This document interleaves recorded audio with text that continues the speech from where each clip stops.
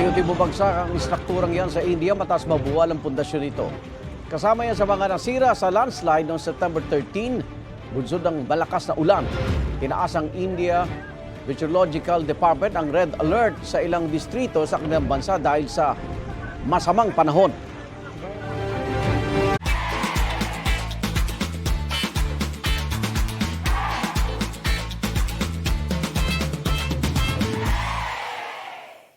Igan, mauna ka sa mga balita. Mag-subscribe sa GMA Integrated News sa YouTube.